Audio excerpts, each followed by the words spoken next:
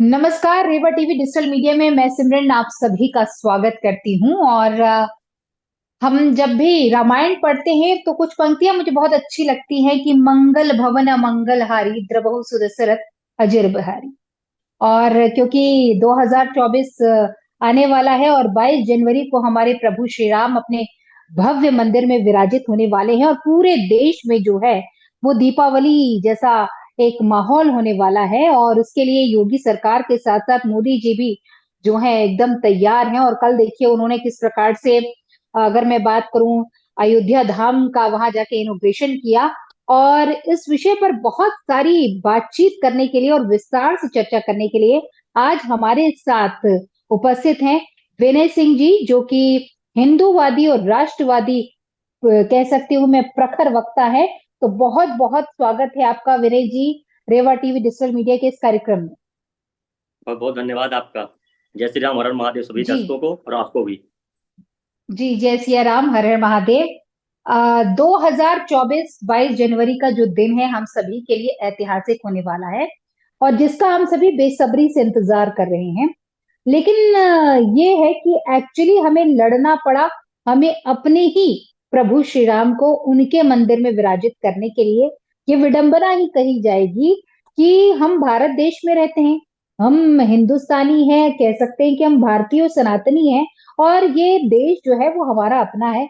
लेकिन दुर्भाग्य देखिए कि हमको अपने ही आराध्य को विराजित करने के लिए इतना लंबा सफर जो है वो तय करना पड़ा।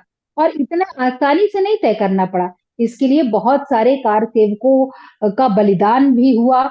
और निहत्थे लोगों पर किस प्रकार से गोलीकांड हुआ ये आप भी जानते हैं। उस समय तत्कालीन जो सीएम थे मुलायम सिंह यादव जी, उन्होंने जिस प्रकार से गोलीकांड का जो कह सकते हैं एक पूरा चक्र रचा था, उससे न जाने कितने बेटे जो है वो शहीद हो गए, कितनी माताएं जो हैं अपने बेटों का इंतजार करती रह गई, कितनी कह सकते हैं बहनों की मांगे सूंगी हो गई, कितने वृद्ध चले गए, बहुत सारे लोगों का एक कह सकते हैं कि बलिदान हुआ।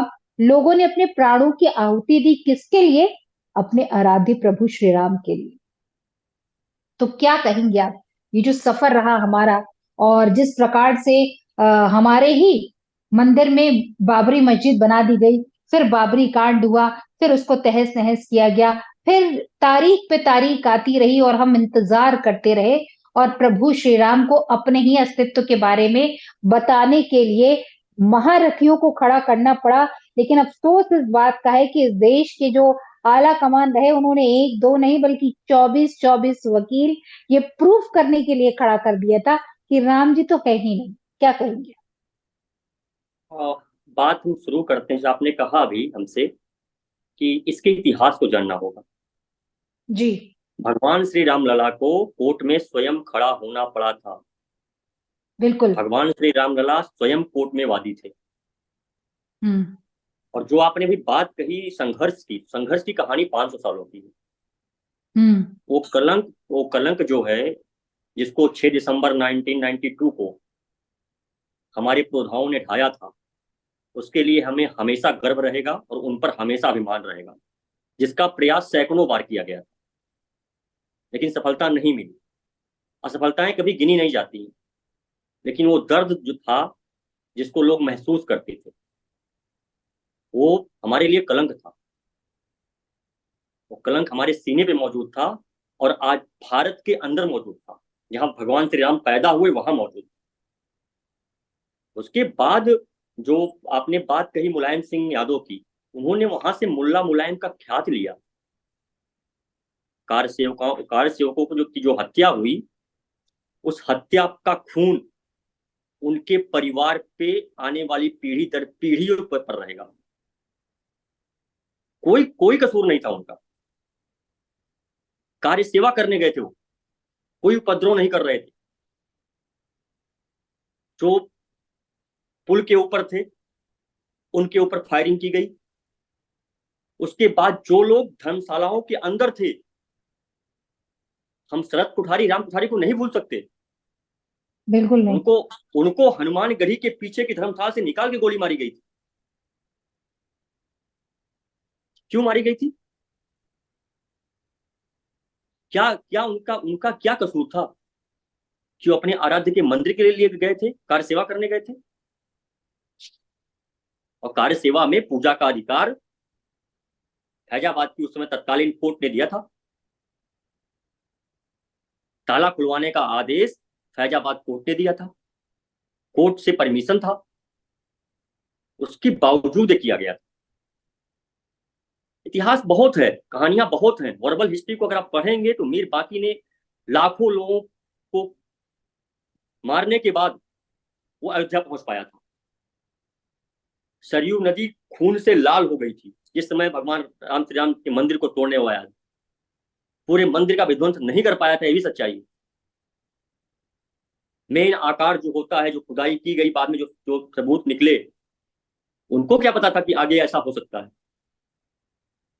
और वही काम मुलायम सिंह यादव ने किया। जो ये कहते हैं संख्या में कि 14 मरे, कोई कहता है 40 मरे, नहीं, 350 की लिस्ट ऑलरेडी सरकार ने पेश किया था और हजारों लोग मरे थे वहां पे। आज भी आपको अयोध्या के आसपास ऐसे लोग मिल जाएंगे जो अपनों का इंतजार कर रहे हैं, आज भी, जो अपने परिवार का अंतिम संस्कार नहीं कर पाए, आज तक प्रतीक्षा कर रहे हैं। गोली कांड के समय जब पुल पर गोली चलाई गई तो आस पास जब आप जाएंगे तो नदी का किनारा पड़ता है, वहां पे लोग झोपड़ी बना के रहते हैं, जो किसान खेती करते हैं नदी के आसपास, सरयू जी के उत्तर साइड में, उत्तर पूर्व साइड में। क्या हुआ था, गोली लगने के बाद एक कार्यसेवक झोपड़ी के अंदर पड़ा हुआ था। कि गोली गोली लगने के बाद कोई भी व्यक्ति जो होता है उसकी स्पीड बढ़ जाती है, वो भागता है। उसको जब गोली लगी तो जाके झोपड़ी में गिर गया। झोपड़ी में उसको मरे हुए 4 घंटे हो चुके थे। उसके बाद भी मुल्ला मुलायम की पुलिस ने उस लाश को झोपड़ी से निकाल के गोली मारी।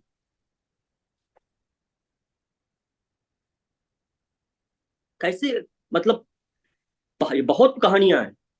और उसके बाद उनके कुपुत्र अखिलेश यादव 2013 में, जो आपकी 14 कोसी परिक्रमा होती है, जिसको तुर्क, ताताल, मंगोल, डच, फ्रांसीसी, मुगल, अंग्रेज, कांग्रेसी, वामपंथी नहीं रोक पाए, 2013 में पीएससी डिप्लॉय करके 14 कोसी परिक्रमा को अखिलेश यादव ने रुकवा दिया था। नहीं हुआ था उस साल।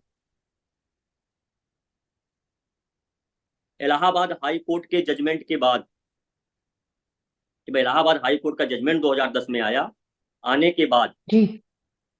किस कुंठा से समाजवादी पार्टी भर गई थी।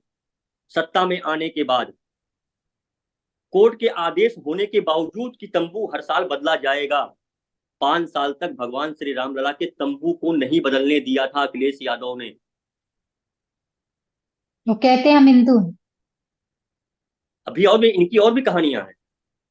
उस समय जो दर्शन करने के लिए जाते थे, बैरिकेटिंग हुआ करता था, सारी सिक्योरिटी के बारे में आपको पता ही है कि आप वहां पे प्रसाद का एक छोटा सा पैकेट लेके जा पाते थे बस।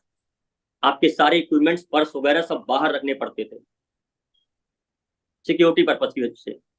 जानबूझ के वहां पे अब एक जाति विशेष और एक धर्म विशेष के अधिकारी नियुक्त किए जाते थे।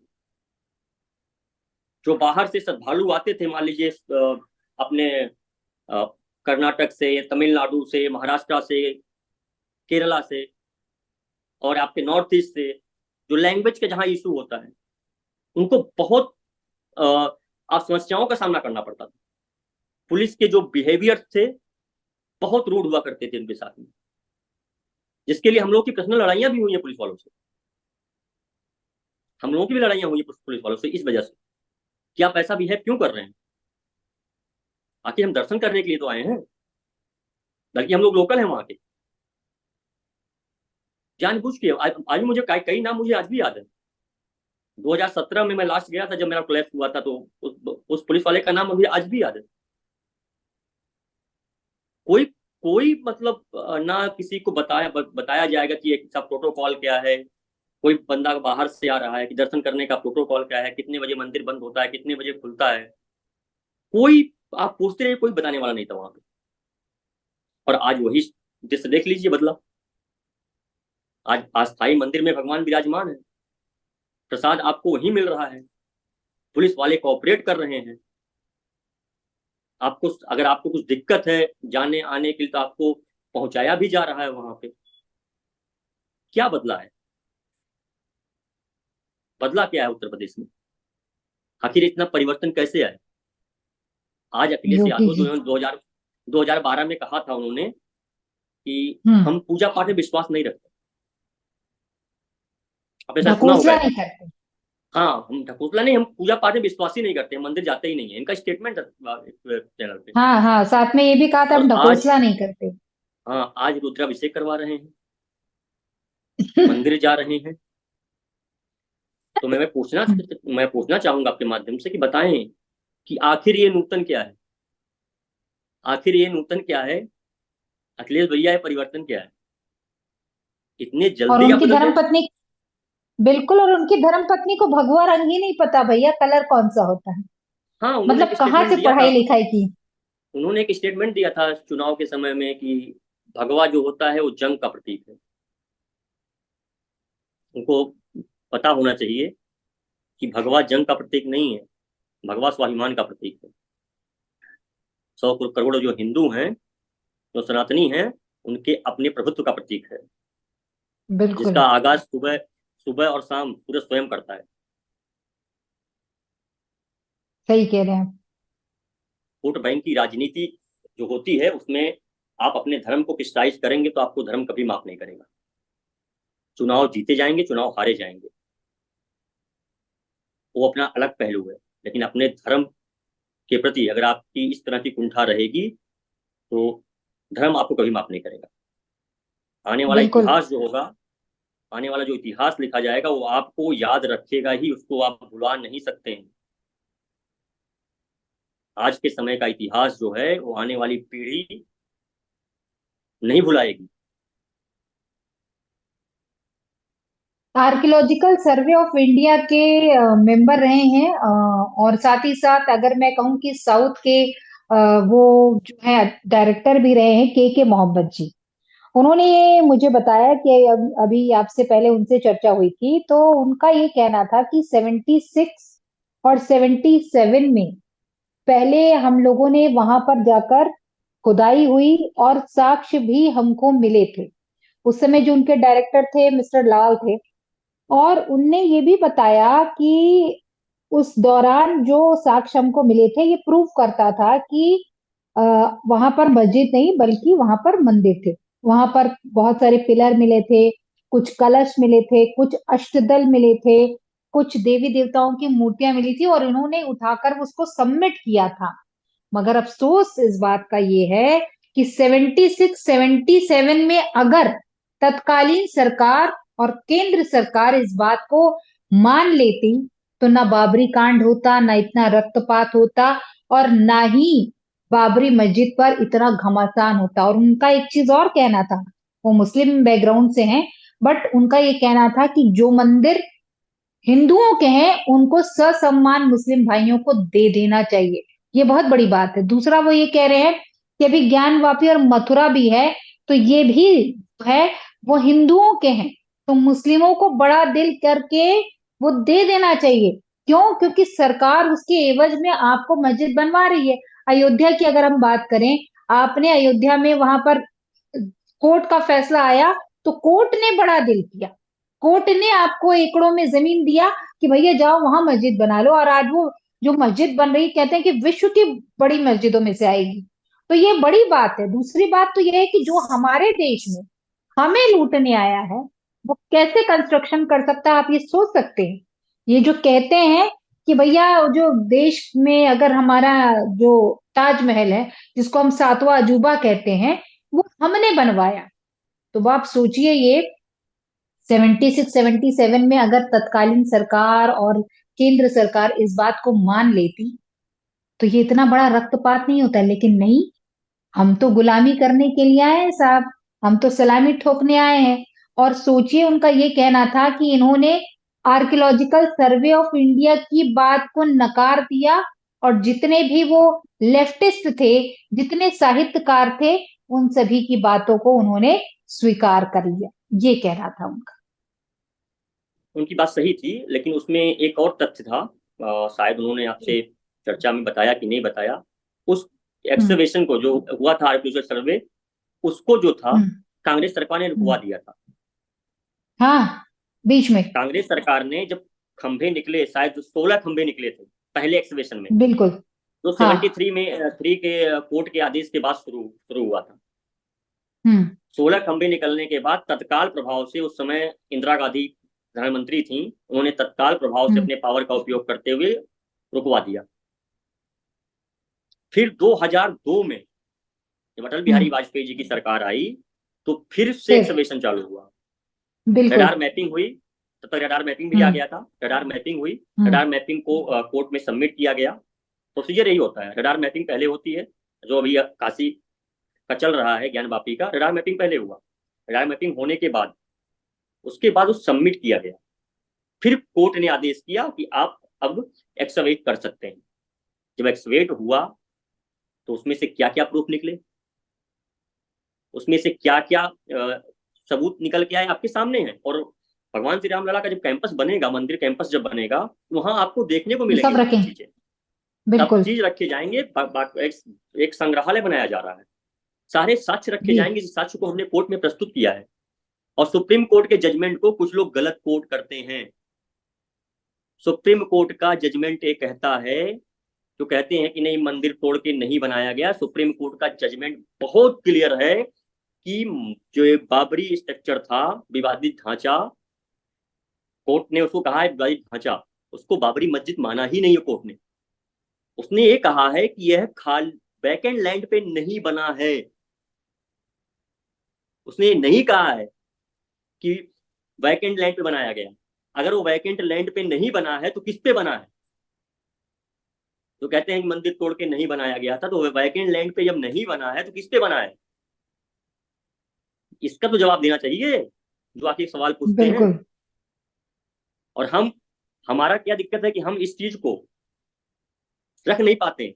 जब कोई सामने से कहता है कि सुप्रीम कोर्ट कहता है कि मंदिर तोड़ के नहीं बनाया गया, तो मुझे बता दीजिए उसी पैरा में अगली लाइन पे सुप्रीम कोर्ट ने जो कहा है कि वैकेंट लैंड पे नहीं बनाया गया है, उसके नीचे ऑलरेडी स्ट्रक्चर था। तो वह कौन सा स्ट्रक्चर था? वो उसका मंदिर तो नाम था। बता सकते हैं आप? पिलर था, शंख था, गदा था, बाराह था, कलश थे, मंडल कलश थे, कलश पिलर थे। ये किसके प्रतीक हैं? मतलब सामने सच आने के बावजूद भी हमको स्वीकार ही नहीं करना है। और रही बात, आपने जो बात कही कि ये जो आक्रांता आए थे, तो जरा 19वीं सदी के पहले जरा मुझे बता दीजिए, अरब में कितने बिल्डिंग स्ट्रक्चर थे, सऊदी से लेके गल्फ कंट्री में। मतलब हम अपने घर पे, हमारे घर पे तो जी। खुद का रहने के लिए जगह नहीं है, और हम जहाँ लूटने गए वहां पे हमने इमारतें बनवा दी, महल खड़ा कर दिए। ताकि हिस्ट्री देख लीजिए, गल्फ की हिस्ट्री देखिए, 19वीं सदी के पहले जी। के क्या था वहां पे। वो तो तेल निकल गया, वो भी निकाल कौन रहा है? अमेरिका। आज भी उनके पास ये संसाधन नहीं जो अपनी सिक्योरिटी संभाल सके। वो हमारे यहाँ आके बिल्डिंग बनाएंगे, हमारा इकोनॉमी चलाएंगे। वो जो तथ्य दिए जाते हैं, कम से कम लॉजिक के हाँ। तौर पे तो देखिए। उर्मिला थापर ने लिख दिया, बिल्कुल। उर्मिला थापर ने लिख दिया, वही पढ़ के बैठे हुए हैं। लेकिन लॉजिक तो इस्तेमाल करिए, लॉजिक पे बात करिए, लेकिन वो लॉजिक पे तो बात करेंगे नहीं। रोमिला थापर का इतिहास तो ऐसा है कि युधिष्ठिर महाराज अशोक जी से मैनेजमेंट सीखते हैं। मतलब इस टाइप के साहित्यकार हमारे हैं, हम उनको पढ़ते हैं। और यही एक्चुअली प्रॉब्लम ये है कि आज का यूथ भी वही साहित्य पढ़ रहा है। पुष्पेंद्र कुलश्रेष्ठ कहते हैं कि पहले शिक्षा मंत्री का ज्ञान कितना था आप जाकर पूछिए। और उनका ये कहना है पुष्पेंद्र कुलश्रेष्ठ का, जिसको खुद ही साहित्य का सा नहीं पता, वो हमको साहित्य पढ़ा रहा है। जिसको हमारे देश का इतिहास नहीं पता, वो इतिहास की पुस्तकें करवा रहा है, लिखवा रहा है। तो आप सोच सकती हैं, आप अनुमान लगाइए कि वो क्या लिखेंगे। वो अपने आप को ही कहेंगे ना कि अकबर दी ग्रेट, वो थोड़े ना कहेंगे कि वो रानी दुर्गावती से 9 बार हारे थे, वो किस किस से हारे थे। वो ये थोड़े ना बताएंगे कि भैया मोहम्मद गौरी, मोहम्मद गजनी कितने बार हारे थे, और हारे थे तो उनका क्या हाल हुआ था। कहेंगे, वो नहीं बताएंगे। वो तो ये बताएंगे भैया मेडिवल इंडिया जो है वो एकदम बहुत अच्छा था, और उसने बहुत कंस्ट्रक्शन किए, उसने ताजमहल बनवाया, उसने लाल किला बनवाया, कुतुब मीनार बनवाया। आप मुझे बताइए कि लाल किला जो अगर इन लोगों ने बनवाया, तो लाल रंग से तो बहुत परहेज है भैया मुगलों को, तो लाल किला कैसे बनवा सकते हैं। और पहली बात, अगर उनको बनवाना था, वो हरा किला बनवाते, लाल क्यों बनवाते। और लाल किला का ये इतिहास रहा है कि इसको पृथ्वीराज चौहान के नाना जी ने बनवाया। आप अपने आप को बोल रहे हैं अपने आप को कि भैया हमने बनवाया। और अगर इतना बनवाया था, ऐसा क्या हो गया कि वहां से एकदम खाना बदोश टाइप के यहाँ पर आ गए, और रोटी कपड़ा का तो आपको वो नहीं था। आप मीनारे बनवा रहे हैं, और ऐसी कैसी मोहब्बत। मैं तो बार बार ये सवाल उठाती हूँ। लोग ये कहते हैं कि भैया घूमने चलेंगे अपन ताजमहल, मोहब्बत की निशानी। तो माफ कीजिएगा, ये मोहब्बत की निशानी नहीं है। दूसरी बात यह है कि ताजमहल पे अब तो दिया कुमारी जी ने एक, कह सकते हैं ना कि एक ठोक दी है बात कि भाई ये तो हमारी जमीन थी, और हमारी जमीन पे ताजमहल बना है। और वो ताजमहल भी नहीं है, वो तो तेजो महल है। वहां कहते हैं कि अंदर भगवान शिव का शिवलिंग है। तो बहुत सारी बातें हैं, एक्चुअली कहते हैं ना कि जब बात निकलेगी तो दूर तक जाएगी। तो अभी तो ये मथुरा की बारी है और ज्ञानवापी की बारी है, लेकिन मामला तो ताजमहल में भी जाने का है, जिसको आप सातवां अजूबा कहते हैं कि हमने बनवाया। ऐसा कौन सा बाप होता है जो बीबी के मरने के बाद अपनी खुद की बेटी से निकाह कर लेता है। हाय रे वो मोहब्बत। वो अपनी 14वें बच्ची के जन्म के वक्त मरी, तो आप सोच लीजिए। और शाहजहां के बात करते हैं ये, हम मुगलों की हम बात कर रहे हैं, हम आज के समय की तो बात ही नहीं कर रहे, मुगलों की बात कर रहे हैं। आप देखिए कि शाहजहां ने अपने बाप को ही कहाँ रखा था, औरंगजेब ने शाहजहां को कहाँ रखा था, किस प्रकार से ये लोग कत्लेआम करते थे, मतलब ये अपने बाप के भी सगे नहीं थे।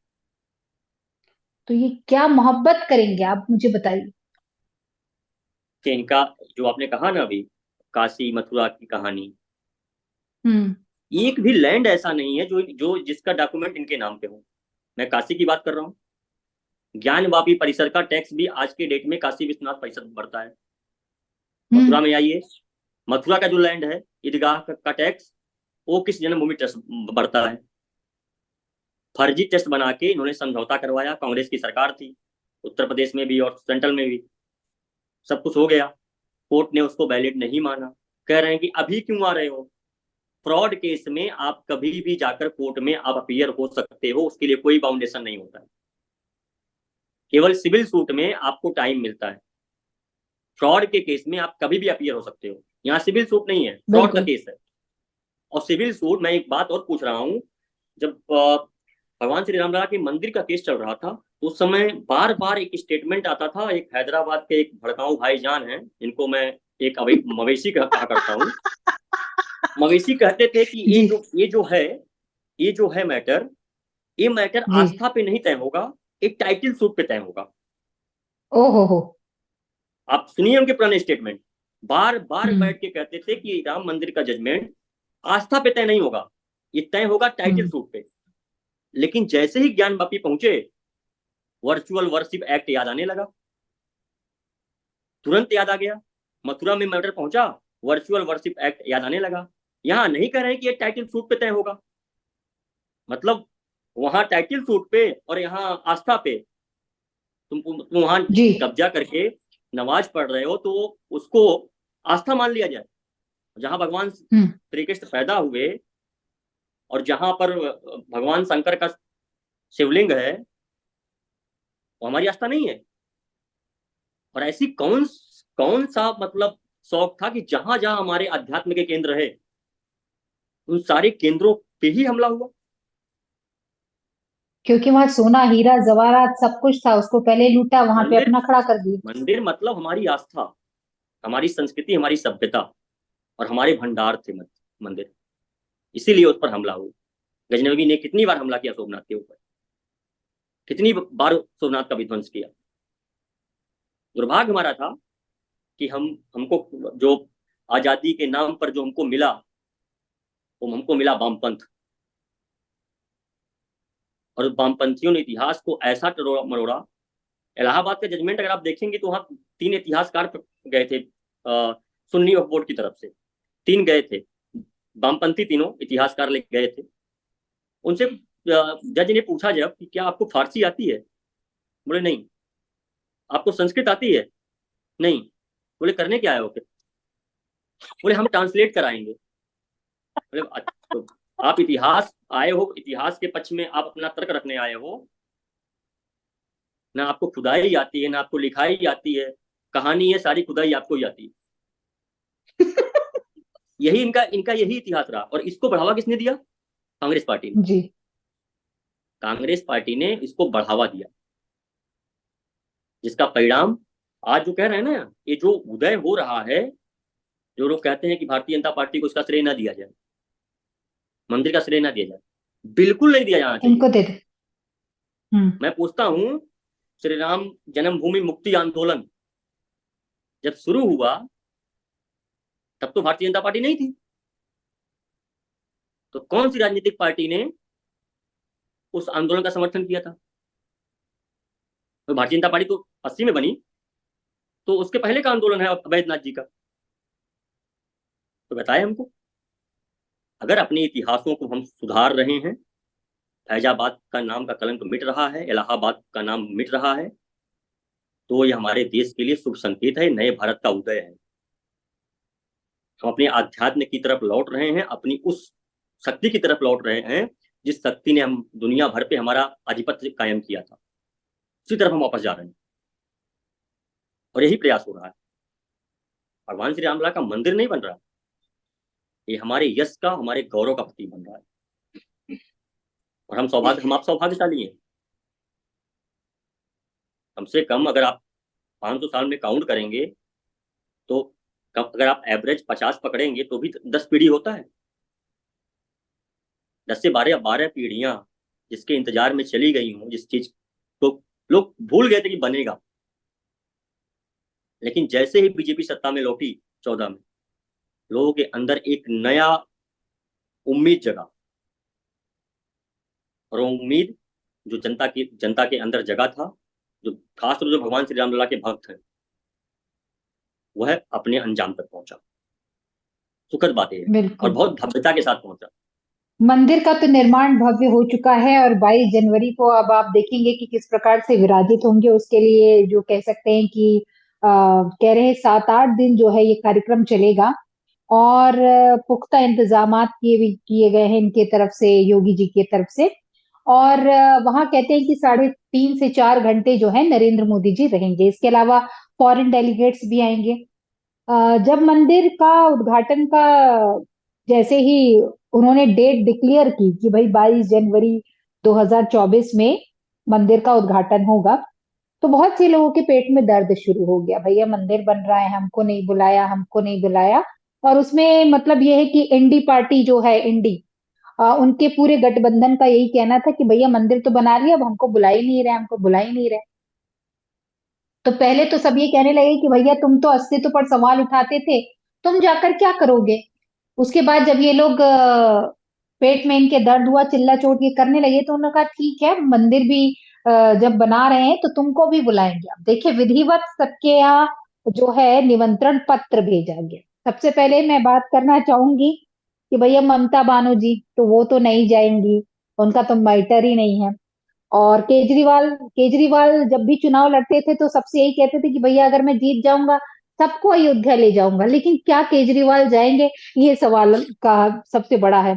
उसके बाद अगर बात कर ली जाए हमारे सीताराम येचुरी जी, नाम देखिए माता पिता ने कितना अच्छा रखा, सीताराम। लेकिन सीताराम नहीं जाएंगे अयोध्या धाम।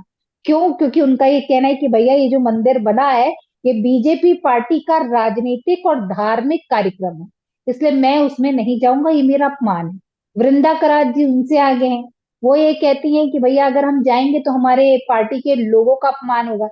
और उसके बाद स्टालिन साहब तो ऐसा है कि वो तो सनातन को ही हैजा और मलेरिया और पता नहीं क्या क्या बात करते हैं, उसके बाद खत्म करने की बात करते हैं। ओवैसी को तो मैं बात ही नहीं करूंगी।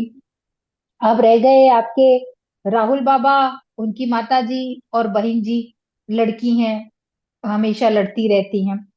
तो अब इनके पास भी निमंत्रण तो पहुंच गया है, इनने भी कहा था कि हमको भैया बुलाया नहीं, निमंत्रण पहुंच गया। लेकिन अब ये मीडिया के सामने आके ये नहीं कह पा रहे कि हम जाएंगे कि नहीं जाएंगे, तो फंस जाएंगे, गठबंधन ढीला हो जाएगा।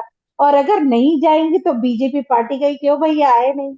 और एक चीज और है, अखिलेश भैया और उनकी धर्म पत्नी, वे कहते हैं अभी तक हमको निमंत्रण नहीं मिला है, लेकिन निमंत्रण मिले ना मिले हम तो जरूर जाएंगे। जबकि इनके पिताश्री, इनके ऊपर हत्या का आरोप है, ये किस मुंह से जाएंगे। ये कहते हैं कि हम पाखंड नहीं मानते, हम मंदिर नहीं जाते, फिर इलेक्शन के टाइम पे ये मंदिर भी जाते हैं, और फिर आजकल तो भैया रुद्राभिषेक भी कराते हैं। मतलब ये किस टाइप के लोग हैं हमारे भारत देश में, मुझे ये सोचकर कभी कभी बड़ी हैरानी होती है। और मेरी छोटी सी बच्ची, जब मैं उसको कहती तो कहती मम्मी ये सब बैड है क्या, ये सब बुरे हैं क्या। और कई बार वो पूछती है कि सब लोग ये मोदी जी को क्यों बुरा कहते हैं। आज एक छोटा बच्चा भी ये समझता है कि मोदी काम कर रहे हैं, योगी काम कर रहे हैं, आज वो उनको नाम से जानता है। ये बहुत बड़ी बात है। क्या कहेंगे आप पे इन सारे कश्मकश में कि भैया कार्ड तो अब मिल गया है, अब जाए तो बुरा और न जाए तो बुरा। क्या एक्चुअली कहेंगे आप। मैं बहुत ज्यादा राजनीतिक नहीं होता हूँ इस मुद्दे पे, लेकिन आपने एक बात जो कही, अगर मुझसे पर्सनली अगर आप पूछिए कि जी इनको निमंत्रण दिया जाना चाहिए था, तो मेरा एक शब्दों में है, एक उत्तर रहेगा, नहीं। बिल्कुल। मेरा एक उत्तर रहेगा, मैं इस चीज का विरोधी भी हूँ कि इन लोगों को निमंत्रण नहीं दिया जाना चाहिए था।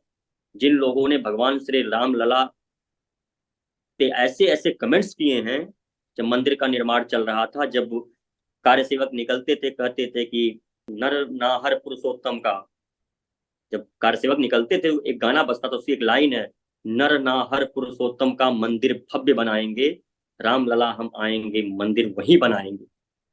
ये जो पूछते थे, राम लला हम आएंगे तारीख नहीं बताएंगे, ये बीजेपी का नारा नहीं था, ये नारा था कार्यसेवकों का। इस सारे के सारे जो वर्ड्स यूज किया सब कार्यसेवकों के। अब इन्होंने अपने व्यक्तिगत महत्वाकांक्षा में कभी सोचा नहीं था ना कि ये जनता इस तरह जाग भी सकती है। जनता जो सोई हुई थी, तो सनातन की जो जो मानने वाले लोग थे, जो चिर निद्रा में सोए हुए थे, उन्होंने अपनी निद्रा को त्याग दिया। जब निद्रा को त्याग दिया, तब ये लोग ऐसे धर्म संकट में पड़ चुके हैं कि अगर जाएंगे तो भी इनका नाश होना है, नहीं जाएंगे तब भी इनका नाश होना है राजनीतिक तौर पे। अब ये अपना जी धर्म बचाएं, अब इनके पास एक रास्ता है, या तो अपना धर्म बचाएं या तो अपनी राजनीति। अब बिल्कुल। यहाँ पे दोनों नहीं बचा सकते हैं, एक ही इनका बचेगा, या तो इनका धर्म बचेगा या तो इनकी राजनीति बचेगी। अब दोनों में से इनको क्या बचाना है, ये लोग डिसाइड कर लें। और सैम पित्रोदा तो कहते हैं कि भैया हम तो जब घंटी की आवाज सुनते हैं, शंख की आवाज सुनते हैं, या पूजा पाठ या इस प्रकार का जो भागवत वगैरह होता है, उनको तो भैया क्या कहेंगे आप, बहुत अरे बुरा लगता है। उनका प्रॉब्लम ये है ना कि श्याम पित्रोदा की बात जो हम कर रहे हैं, श्याम पित्रोदा हुए, स्वामी प्रसाद मौर्य हुए, उदित राज हुए, जिनकी राजनीति खत्म हो चुकी है, वो अपने आप को जी लाइमलाइट में रहने के लिए ऐसे बयान दे रहे हैं। जबकि स्वामी प्रसाद मौर्य की खुद की बेटी बीजेपी से सांसद है, उनकी बेटी ने अभी तक इस्तीफा नहीं दिया। अगर आपके अंदर इतनी गट्स थी, सबसे पहले बोलिए कोई इस्तीफा दे दे। वो तो भारतीय सीधी जनता सी पार्टी बात में है, है। भारतीय जनता पार्टी में है। अखिलेश यादव के पास मौका था। आज जो कह रहे हैं कि भगवान श्री राम लला के मंदिर का क्रेडिट बीजेपी ले रही है, तो जब वो श्री राम जन्मभूमि मुक्ति आंदोलन के साथ जब बीजेपी ने उसको साथ दिया आंदोलन का, तब तो आपके पास भी मौका था। आपके पिताजी तीन तीन से चार बार मुख्यमंत्री रहे, आप मुख्यमंत्री रहे, और आपके पास तो सुनहरा मौका आया था आपके हाथ में। बिल्कुल। जब इलाहाबाद हाईकोर्ट का जजमेंट आया, उसको चैलेंज किया श्री राम जन्मभूमि ट्रस्ट ने सुप्रीम कोर्ट में, फैसले को चैलेंज किया, तो आपको कहा गया बार बार सुप्रीम कोर्ट से कि आप डॉक्यूमेंट को ट्रांसलेट करवा कर दीजिए। आप आपके सॉलिसिटर जनरल को 5 बार आपके समय में सुप्रीम कोर्ट ने तलब किया था, लेकिन आपने तो ट्रांसलेट करके नहीं दिया। 2017 में उत्तर प्रदेश में भारतीय जनता पार्टी की सरकार बनती है, महाराज जी मुख्यमंत्री बनते हैं।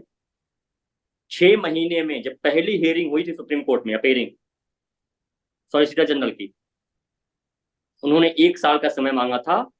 6 महीने कुछ दिन में सारे डॉक्यूमेंट ट्रांसलेट कराकर सुप्रीम कोर्ट के दरवाजे पर रख दिया गया कि अब आप लीजिए।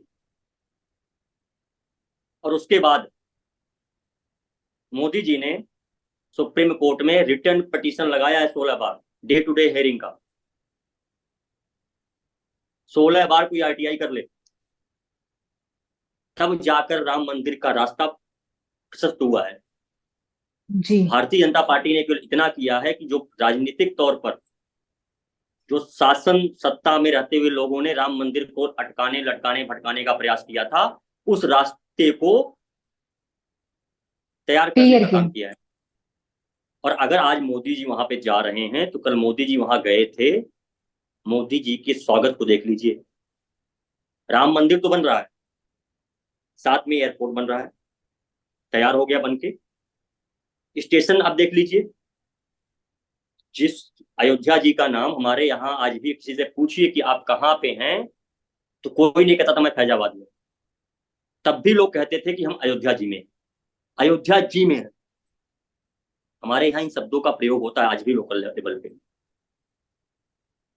अवधि में अयोध्या जी कहते हैं, अयोध्या जी कहते हैं। और एक और खासियत है, आप अयोध्या का नाम जो है ना, अयोध्या, जिसे कभी जीता नहीं जा सका, उसने अपने अध्यात्म को कलयुग में भी सिद्ध किया सुप्रीम कोर्ट में। लोअर कोर्ट में जीत हुई, भगवान श्री रामलला की लोअर कोर्ट में जीत हुई। इलाहाबाद हाई कोर्ट गया मैटर, इलाहाबाद हाई कोर्ट में भी रामलला की जीत हुई। फिर सुप्रीम कोर्ट गए, सुप्रीम कोर्ट में भी रामलला की जीत हुई। अपनी महत्ता को कलयुग में भी सिद्ध किया है, जो सतयुग की महत्ता थी उसको कलयुग में भी सिद्ध किया है। बिल्कुल। क्या अब जो लोग कहते और हैं कि जी अभी कितना प्रमाण चाहिए किसको, मतलब कितने प्रमाण और देने पड़ेंगे? अगर कोई मानने को तैयार नहीं है तो उसको हम नहीं मना सकते हैं। और रही बात राजनीतिक तौर पे, तो राजनीतिक तौर पे भारतीय जनता पार्टी को क्रेडिट जो आज दिया जा रहा है, आने वाला इतिहास भी देगा, आने वाली पीढ़ी दर पीढ़ी देगी क्रेडिट। आप उससे अलग नहीं कर सकते हैं। यह ऐतिहासिक सच्चाई है जिसको आप नगण्य नहीं कर पाएंगे। मन भले बहला लीजिए, लेकिन इसको आप काट नहीं सकते अब इतिहास से। आप ही बता दीजिए, कोई काट सकता है इस चीज को? बिल्कुल सारे नहीं। तथ्यों को कोई निकाल सकता है कि जो पूरी प्रोसीडिंग में हुई है? कितनी अड़चने आई थी। और बीजेपी ने अपने मैनिफेस्टो में कहा था कि हम मार्ग को प्रशस्त करेंगे, भगवान श्री राम जन्मभूमि के मंदिर के मार्ग को प्रशस्त करेंगे, और उसको करके दिया। अब सुप्रीम कोर्ट ने फैसला कैसे दिया, क्या दिया, हमको ही पता है, आपको पता है। अगर उत्तर प्रदेश में समाजवादी पार्टी की सरकार होती तो सुप्रीम कोर्ट डिसीजन नहीं दे पाता, क्योंकि तब जाके वो सरकार जाके कहती सुप्रीम कोर्ट में कि हमारे यहाँ की कानून व्यवस्था अच्छी नहीं है, तो आप फैसला मत सुनाइए। 2010 का जजमेंट याद करिए आप, इलाहाबाद हाई कोर्ट का। जब आया था तो मायावती ने पूरे उत्तर प्रदेश में धारा 144 लागू कर दी थी। सारे स्कूल कॉलेज बंद कर दिए गए थे दोपहर के बाद। हम लोग उस समय कॉलेज में थे, कॉलेज दोपहर के बाद बंद कर दिया गया था। ये सच्चाई है, पूछिए किसी से उस समय, क्या करने देते? और जितने डॉक्यूमेंट्स चाहिए था, जितने हेल्प चाहिए था सरकार से, क्या ये सब सरकारें हेल्प करती? आप खुद अपने आप से सवाल पूछिए ना। बिल्कुल नहीं करती। जो आज कह रहे हैं कि नहीं हम राम भक्त हैं, उनसे पूछिए क्या आपकी सरकारें करती हैं काम? रही बात निमंत्रण की, तो ट्रस्ट जिसको निमंत्रण दे रहा है और जो इसको ठुकरा रहा है, एक चीज को याद रखे कि भगवान जिसके ऊपर कृपालु होंगे वही दर्शन करने जाएगा।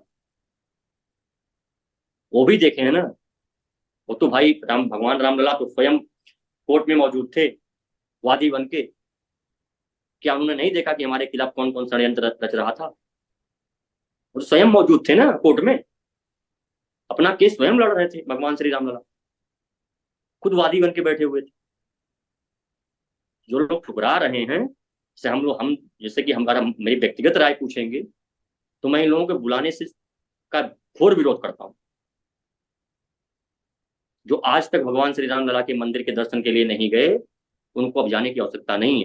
इन्होंने भगवान श्री रामलला के टेंट को नहीं बदलने दिया, उनकी वहां कोई आवश्यकता नहीं है। उनके करोड़ों करोड़ों करोड़ भक्त जो हैं वो दर्शन के अभिलाषी,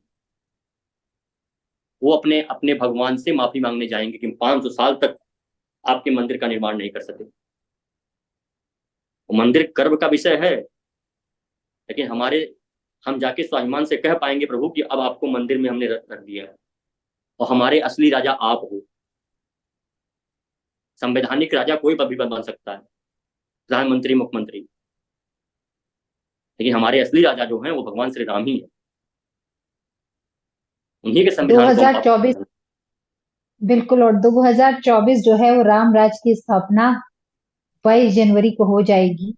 और कलयुग में सतयुग सा एक नजारा रहेगा। पूरा जो भारत देश है, बल्कि विदेशों में जो हमारे भारतीय सनातन जो रहते हैं, उनको भी बेसब्री से इंतजार था।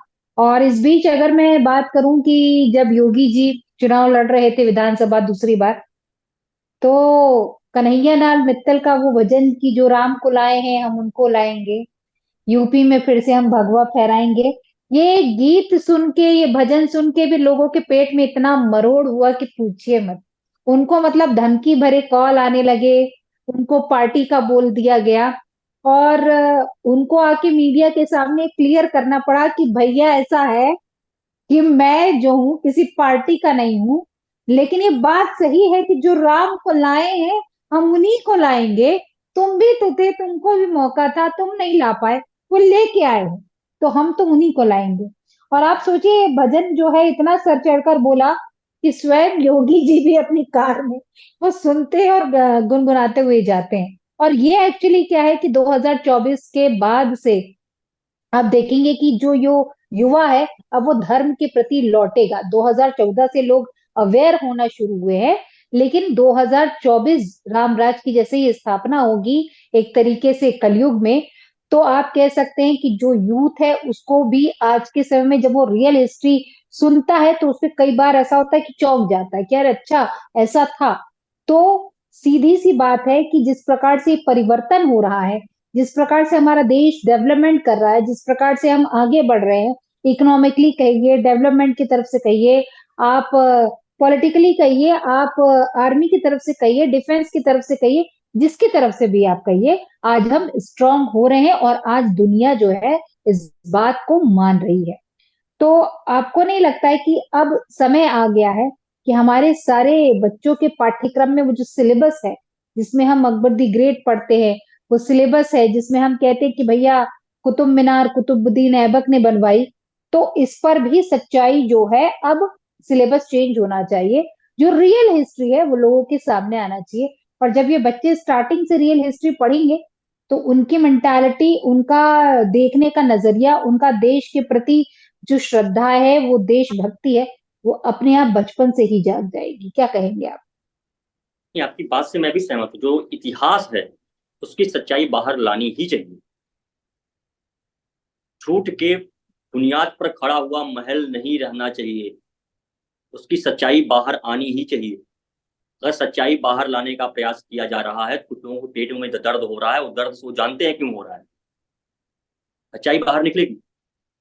मैं वो अगर हिस्ट्री की बात किया जाए तो हिस्ट्री में मैं अभी आपसे, मैं जस्ट बात करते हुए मैं कहा आपसे कि अगर आप हिस्ट्री की बात करेंगे तो पूछा जाएगा कि जिन जिन जो आक्रमणकारी यहाँ पे आए उनके यहाँ पे ऐसे महल क्यों नहीं है, ऐसे घर क्यों नहीं है, ऐसी सुख समृद्धि वहां क्यों नहीं थी। गल्फ की कंट्री की बात मैं कर रहा हूँ। 19वीं सदी के पहले क्या था वहां पे? आप जीवन यापन नहीं कर सकते हैं। और जहां पे हम हैं आज के समय में, भूभाग का सबसे उपजाऊ जमीन है, हर जगह हर सुविधा प्रदान है, और दुनिया का इकलौता देश जहां पे 6 ऋतुएं पाई जाती हैं। 6 ऋतु हमारे यहाँ आती हैं, कहीं नहीं आती हैं।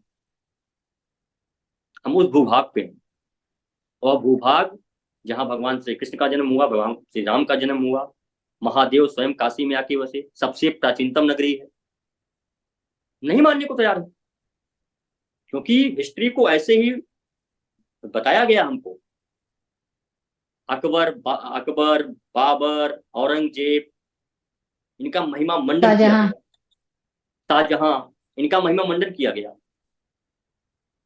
हत्यारे को ग्लोरीफाई किया गया है हमारे हिस्ट्री में। तैमूर को ले लीजिए, कौन था तैमूर लंग? टीपू सुल्तान कौन था? हिस्ट्री को रिफॉर्म करना जरूरी है, और इसके लिए आगे आना पड़ेगा। वर्बल हिस्ट्री जो है उसको हमको प्रिफर करना पड़ेगा। हिस्ट्री को रिफॉर्म करने के लिए वर्बल हिस्ट्री जो होती है, जैसे मैंने आपको बताया कि राम जन्मभूमि की वर्बल वर्बल हिस्ट्री क्या कहती है। बहुत से लोग मिले मुझसे, कहे कि नहीं, बिना रक्तपात के भगवान श्री राम के मंदिर का निर्माण हो रहा है। बोला आपको शायद इतिहास नहीं पता है। लाखों लाख लोगों ने अपने प्राणों की आहुति दी है, तब जाके इस मंदिर का निर्माण हो रहा है। उसको बचाने के लिए लाखों लोगों ने प्राणों की आहुति दी थी। हाथ में कुदाल, फावड़ा और एक, हमारे यहाँ बोलते हैं बल्लम, सरिया लेके अड़ गए थे तलवार के सामने। तब जाके उनके रक्तपात करने के बाद जाके मंदिर का विध्वंस कर पाया था मीरवा की। तमाम हिस्ट्री है, लेकिन प्रॉब्लम ये है ना कि हम वामपंथियों के हाथ में मेरा पूरा देश चला गया था। सारे के सारे वामपंथी इतिहासकार सब बैठ गए संस्थाओं में, सत्ता में बैठ गई कांग्रेस। कांग्रेस और वामपंथ एक ही थे, जो भी अभी एक हुए हैं, ये पहले से ही एक थे। बस दिखाने के लिए एक सत्ता में रहेगा और एक संस्था में रहेगा। वो सत्ता का दुरुपयोग करेगा और संस्था का दुरुपयोग करेगा, और करते हुए आए। आप देख लीजिए, आपके सामने तमाम उदाहरण हैं। अकबर को महान बता दिया गया, क्या महान था वो? क्या महानतम कार्य किए थे उसने? महानतम कार्यों की बात की जाए तो उनसे पूछे मीना बाजार क्या है। सच्चाई कौन कौन बुला सकता है? क्या था मीना बाजार? अकबर ने ही गेट कराया था ना। सब बहुत बहुत कुछ है, और हिस्ट्री रिफॉर्म के लिए सरकारें प्रयास कर रही हैं, उनको साधुवाद दिया जाता है, लेकिन उसके लिए हम आपको भी आगे आना पड़ेगा। अगर सरकार हमसे कोई एडवाइस मांगती है, कोई सुझाव मांगती है, तो हमको आगे बढ़ चढ़ के अपना समय निकाल कर, अपने जो व्यस्त हमारा शेड्यूल होता है उसमें समय निकाल कर हमको बताना पड़ेगा उसमें, कि हम जो है, हमारे पास ये तथ्य हैं, हमारी ये ओरल हिस्ट्री कहती है, हम यहाँ के रहने वाले हैं, और हमारी जो लोकल हिस्ट्री है, जो वर्बली चली आ रही है, वो ये कहती है। आपको लिख के भेजना चाहिए हमको। इसके लिए हमको भी आगे आना पड़ेगा, फिर हिस्ट्री का रिफॉर्म होगा, और चालू हो चुका है। इतिहास का रिफॉर्म चालू हुआ है। और जैसा कि आपने बात कहा कि 22 तारीख को, मेरा तो सरकार से अनुरोध है कि 22 तारीख जो है उसे भी उस तरह से रखा जाए जैसे कि दीपावली रखा गया है, जैसे हमारा होली रखा गया है, दशहरा रखा गया है। तो उसको जो है एक अवकाश के तौर पर रखा जाए, जिससे हम हर साल उस दिन को सेलिब्रेट कर सकें। उस दिन हम अपने घर में दीपक जला के ये अपने आप को अनुभूति कर सकें कि जिस भगवान को हमने अपना आराध्य माना, जिन भगवान को संविधान में ऊपर स्थान, सबसे ऊपर स्थान दिया गया, उनके मंदिर निर्माण के लिए हमको 500 साल प्रतीक्षा करनी पड़ेगी, और आने वाली पीढ़ी इस चीज को फिर याद रखेगी, इस दिन तो को आप याद जा रहे रखेगी हैं कि 22 तारीख? हाँ, पूरा प्रयास है। ऐसे मौके को कौन छोड़ना चाहेगा? बिल्कुल। ऐसे मौके और को, इस उस सुनहरे मौके को, जहाँ पे पीढ़ी दर पीढ़ी इंतजार कर रही थी, हमारे सामने आ रहा है, और हम ना जाए। बिल्कुल। आंखों और से आपका निकले हुए आंसू। जयनगर भी। हाँ, हमारा हमारा बस बगल का ही डिस्ट्रिक्ट है। जी। हमारा हमारा अगर अगर हमको राजधानी जाना होता है लखनऊ की तरफ, तो हम अयोध्या जी से ही निकलते हैं। हमारा रास्ता ही वही है जाने का। बगल में बहुत, आधे आधे से पौने घंटे का डिस्टेंस है घर से। और मैं अगर कहूँ तो मेरे ससुराल पक्ष का तो पूरा कह सकते हैं कि हमारी सासू माँ का पूरा बचपन वही अयोध्या में ही बीता है, और अभी भी मामा ससुर वहां पर रहते हैं। लेकिन अभी उन्होंने हमसे ये विनती की है कि कृपा करके अभी ना आए, क्योंकि भीड़ बहुत ज्यादा है, बहुत सारे लोग आए हैं। तो हमने कहा कोई बात नहीं, हम आगे आएंगे थोड़ा सा समय निकाल के, क्योंकि योगी जी ने भी कहा है कि अगर आप थोड़ा इंतजार कर सकते हैं, इतना किया है, तो बाद में आप लोग आएंगे तो मुझे अच्छा लगेगा। और जितने लोगों को इनविटेशन मिला है वो लोग आ जाएं और सकुशल ये प्रोग्राम हो जाए, ताकि कोई व्यवधान ना हो। तो हमने भी कहा ठीक है भाई, हम कुछ दिनों बाद आएंगे। रामलला के तो वैसे ही हमको दर्शन करने ही है, प्रभु जब बुलाएंगे तब हम दौड़े चले आएंगे, हमारा तो ये मानना है।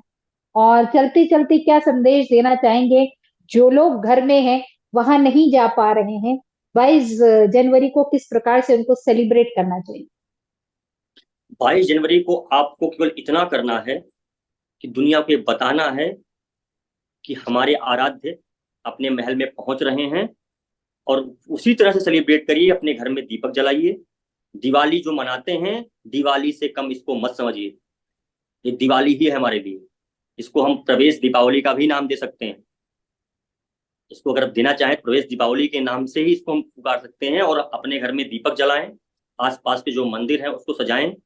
वहां पर जो आपके जो ग्रंथ हैं, रामचरितमानस हुआ, रामायण हुआ, उसका पाठ कराइए। आसपास मिठाई बांटिए, खुशी मनाइए और सबको साधुवाद दीजिए। जितने भी आपके शुभचिंतक हैं, जिनका भी योगदान राम मंदिर आंदोलन में रहा हो, उनसे जरूर मिलिए। जिन्होंने कार्य सेवा की हो, जिन्होंने बाबरी विध्वंस के समय में अपना योगदान दिया हो, अगर वो आपके आसपास हैं, उनको मिलिए, उनको एक अंग वस्त्र भेंट करिए और उनको धन्यवाद कहिए कि आपके पराक्रम, आपके पुरुषार्थ ने हमें वो दिन दिखाया जिस दिन का इंतजार हम 500 साल से कर रहे थे। और उनको सबकी तरफ से उनको धन्यवाद कहिए। उनको भी पता चलना चाहिए ना कि उन्होंने क्या काम किया है, क्या पुरुषार्थ दिखाया है। और सबसे पहले धन्यवाद के पात्र वही लोग हैं जिन्होंने बाबरी विध्वंस किया था, जिन्होंने बाबर नाम के कलम को ईंट ईंट निकाल कर कहाँ रखा, किसी को नहीं पता है। वो कलंक हमारे सीने से मिटा दिया था। वो शौर्य जो उन्होंने दिखाया था, उसके लिए उनको धन्यवाद किए थे। बहुत से लोग ऐसे हैं जो आपको आसपास मिल जाएंगे। बहुत से लोग ऐसे हैं जो आपको बताएंगे कि उस दिन क्या हुआ था, कैसे कैसे उन्होंने अपने साहस का परिचय दिया। तो और दीपक तो आपको जलाना ही है। एक दीपक नहीं, कम से कम दीपावली से एक दीप ज्यादा होना चाहिए आपके घर में। कि रात बिल्कुल। के समय अगर सेटेलाइट से देखा जाए तो पूरा भारत जगमगाता हुआ नजर आना चाहिए। सेम। वही प्रधानमंत्री जी ने भी अपील की है कि भैया, उन्होंने तो 5 दीपक की बात की, हमने कहा तो भाई 5 तो नहीं, आप 51 जलाइए, 101 जलाइए, लगे कि प्रभु श्री राम आए हैं, दरबार सज सा गया है। और जो आपकी कुटिया है वो भी महलों सी जगमगा रही है। उन्होंने कहा कि ऐसा हो माहौल कि जब मैं देखूं तो लगे कि पूरा देश जगमगा रहा है। एक कहते हैं ना, अंदर से वो अनुभूति बड़ा गदगद जिसको कहते हैं। और मैं तो हालांकि प्रधानमंत्री नरेंद्र मोदी से वैसे पर्सनली नहीं मिली हूँ, लेकिन मैं जब भी उनको देखती हूँ तो एक पॉजिटिव एनर्जी आती है। और देखती हूँ कि वो बंदा एक ऐसा बंदा है जिसको लोग कितनी गालियां देते हैं, कितना अपमान करते हैं, कितना भला बुरा कहते हैं, मगर वो हंस के जो टाल देते हैं ना, और उसके बाद देश के लिए सोचते हैं। और अगर मैं कल की बात करूं, अयोध्या जी में जब वो गए और उन महिलाओं से मिले, उनके घर गए जिनको प्रधानमंत्री आवास योजना के तहत घर मिला, तो उन्होंने कितने अच्छे से कहा, हमें तो लगा भगवान आ गए। और लिटरली ये आज देश के लोग ये अनुभूति फील करते हैं। चाहे मोदी जी को ले लीजिए, चाहे योगी जी को ले लीजिए, संस्कार है ये। और माता पिता ने इतने अच्छे संस्कार दिए हैं कि कोई वृद्ध महिला आकर उनका पैर छूने की कोशिश करती है तो वो खुद ही नमन कर देते हैं। ये कहते हैं संस्कार। और ये तभी आता है जब आप अपने धर्म के प्रति भी उतने ही ईमानदार हो जितना आप अपने कर्तव्य के प्रति हो। और यही कारण है कि आज जो हम भारत को बदला हुआ सा देख रहे हैं, वो इसी कारण है। जब हम देखते हैं कि अयोध्या में किस प्रकार से एयरपोर्ट और किस प्रकार से हवाई अड्डा बना है, रेलवे स्टेशन बना है, किस प्रकार से लोग जो है पलक पावड़े बिछाकर इंतजार करते हैं, न सिर्फ भारत में बल्कि विदेशों में भी। आज गर्व से हमको अच्छा लगता है जब विदेशी मित्र हमसे कहते हैं, अरे मोदी के देश से हैं आप। मतलब वो भारत बाद में कहते हैं, पहले कहते हैं कि मोदी के देश से, मोदी की कंट्री से। ये अपने आप में थोड़ा सा अच्छा लगता है। लोग ये कहते हैं कि भैया वो अपने आप को महिमा मंडित करते हैं, मीडिया को लेकर जाते। भैया मीडिया तो पहले पूरे प्लेन में भरकर जाता था, पूरा परिवार। और सोचिए हमारे यहाँ की जो पूर्व राष्ट्रपति हैं, वो उनका तो पूरा परिवार जाता था, इवन कुक भी जाता था। आप विदेश यात्रा में जा रहे हैं तो कुक की क्या जरूरत है? और एक नहीं 50 लोग जाते थे। आज देखिए प्रधानमंत्री जाते हैं और कितने लोग उनके साथ में जाते हैं, देखने वाली बात। और लोग जो कहते थे कि 2014 में जब वो प्रधानमंत्री बनकर आए कि विदेशों में चले जाते हैं, अपने देश की सुध नहीं लेते। ये जो विदेशों का रिश्ता था वो आज काम आ रहा है। ये देखिए G20 ऐसे ही नहीं हो जाता, ये आज काम आ रहा है। कहीं देश में दो देश लड़ रहे हैं और आपके झंडे को देखकर अगर वो रुक जा रहा है, ये काम आ रहा है। इसको कहते हैं रिलेशन बनाना और उसको साबित करना। आज अगर किसी दूसरे देश का हायर अथॉरिटी आपके पैर छू रहा है ना, तो ये रिश्ता जो है ना वो काम आ रहा है। और एक्चुअली उन्होंने जो पैर छुआ था वो इसलिए क्योंकि विपदा के समय में प्रधानमंत्री नरेंद्र मोदी ने उनकी जान को बचाया था। और कहते हैं ना कि जान बचाने वाला भगवान जैसा ही होता है।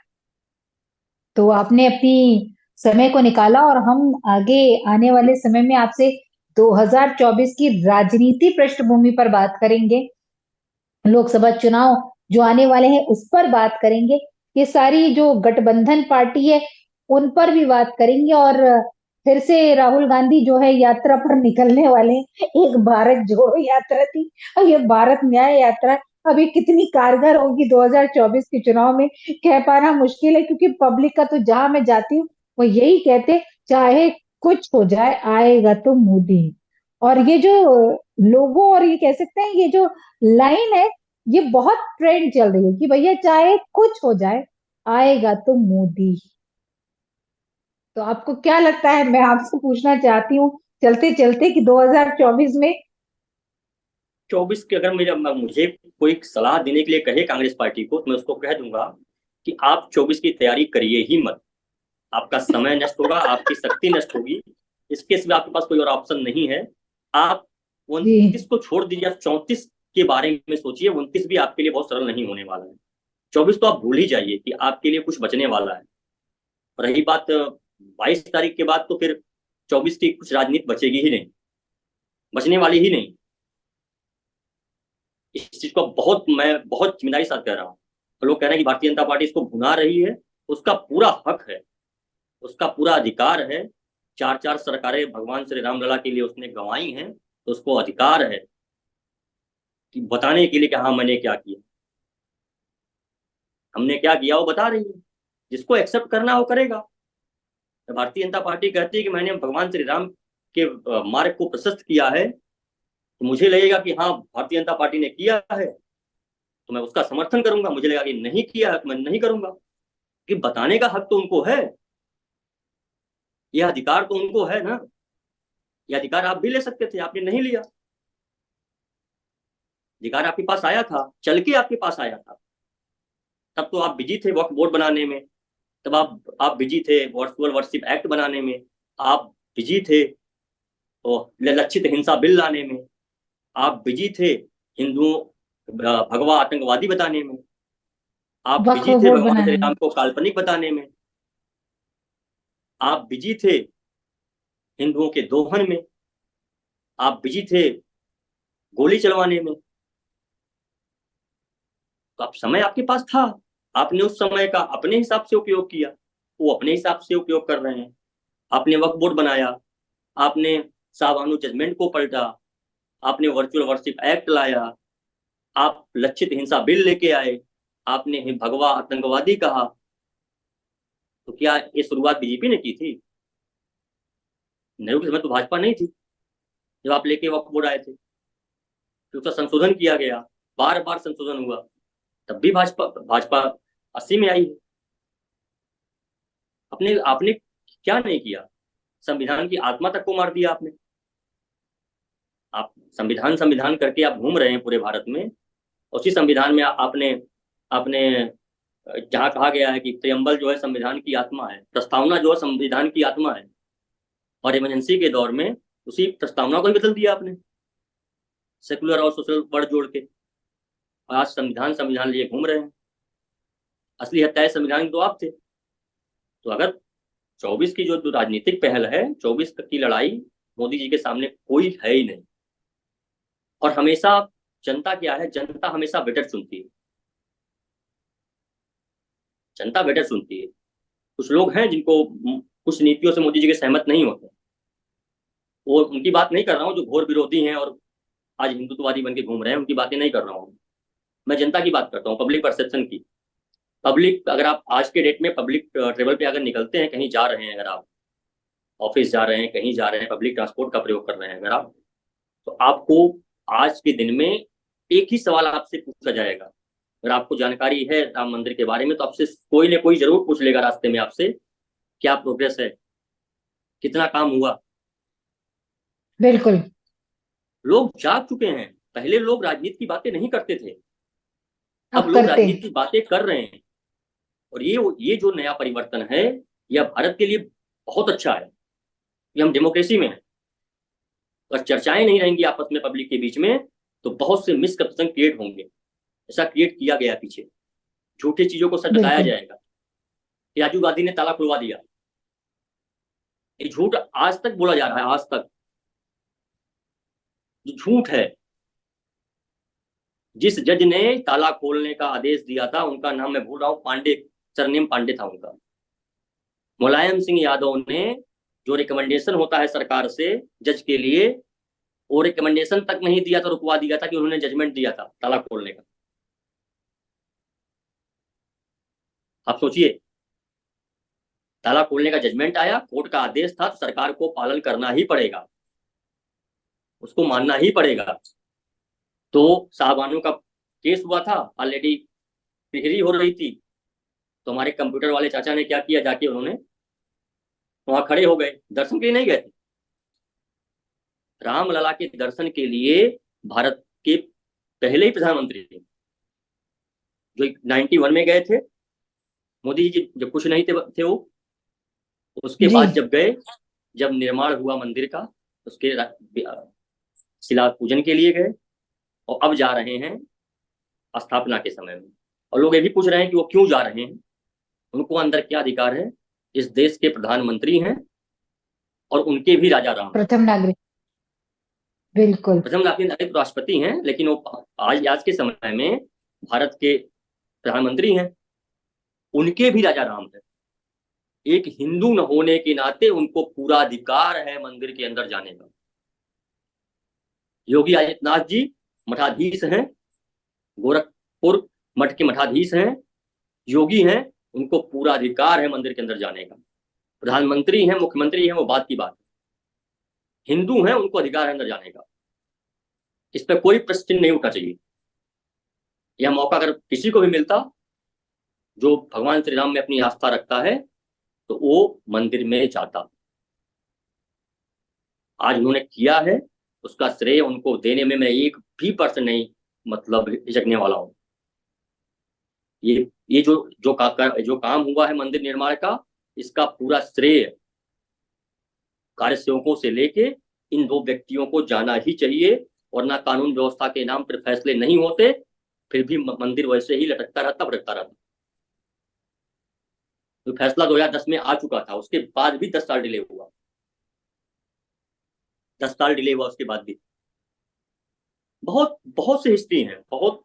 एक आधे घंटे के डिबेट में हम नहीं बात कर सकते पूरी, लेकिन अगर बिल्कुल। बातें की जाएंगी, अगर बातें निकलेंगी, तो सारी बातें खोद कर लाई जाएंगी पीछे की, और आप सबको जवाब देना पड़ेगा। और लोग जब हम भारतीय जनता पार्टी के बारे में बात करते हैं, लोग कहते हैं कि नहीं, आप सपोर्टर हो, भक्त हो। हमारी जो महत्वाकांक्षाएं थी राम मंदिर की, वो पूर्ण हो रही है। आपकी महत्वाकांक्षाएं कुछ और रही होंगी। हमारी जो प्रमुख महत्वाकांक्षा थी वही था राम मंदिर। जी। मेरा पूरा पूरा हुआ। और एक हिंदू होने के नाते मेरा मेरा भी दायित्व बनता है कि जो हमारी महत्वाकांक्षा की पूर्ति जिसने किया है उसका समर्थन करो। जी। ना हम भारतीय जनता पार्टी के कार्यकर्ता हैं, ना हम भारतीय जनता पार्टी के पदाधिकारी हैं, ना भारतीय जनता पार्टी से हम हमारा कोई राजनीतिक ताल्लुक है। लेकिन जो व्यक्ति अच्छा कर रहा है, अगर योगी जी अच्छा कर रहे हैं, मैं अपने गांव पे जाता हूं, जब हमको अच्छी सड़कें मिलती हैं, हमारे गांव के अंदर आज अच्छे रोड मिलते हैं, तो मैं उनका समर्थन करूंगा ना।